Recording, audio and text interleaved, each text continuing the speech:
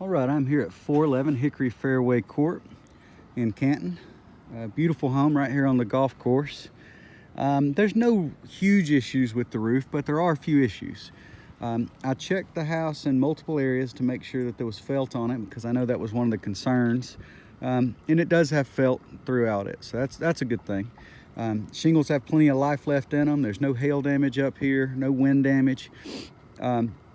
Really, there were just a couple of questionable calls made when they did the roof replacement on the tactics that they used, and some of the things are actually a bigger deal than others, but I'll show you just what all we've got.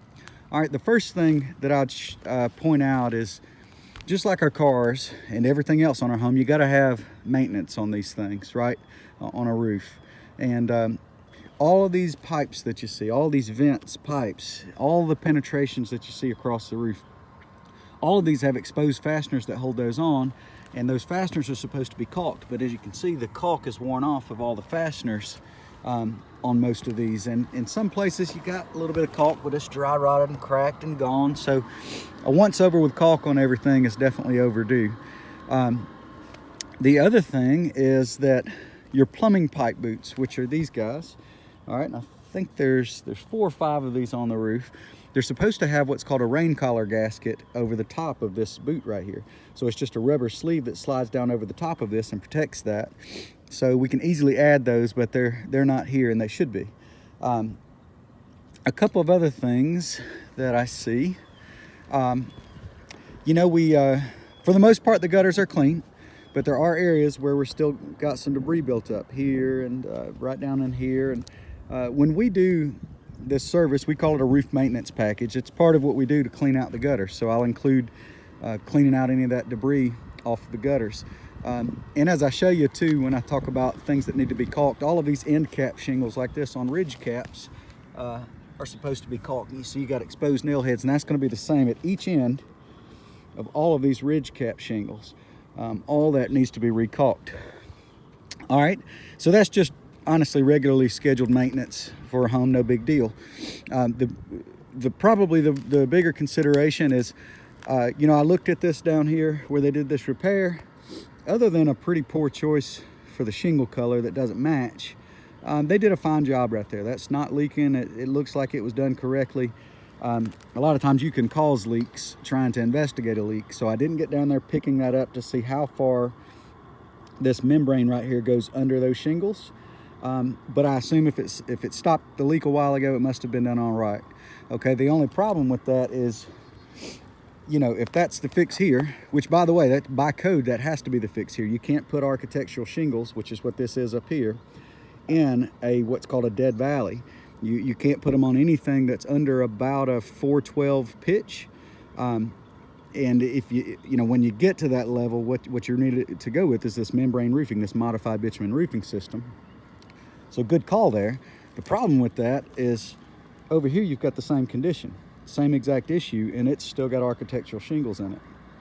All right, there as well as right here on the front, another dead valley, low pitch with architectural shingles. Now look, it's not leaking right now. It hasn't leaked in a while, you know, and so, you know, should it have been done? Yeah, it should have been done, but you know, it's not leaking, so I don't know how much I would worry about it until it does start leaking. I can get you a price together to do that correctly, and if we did, I don't see any problem with saying that this roof is, if we do that and the other maintenance issues I'm talking about, I've got no problem with saying that this roof is in excellent condition.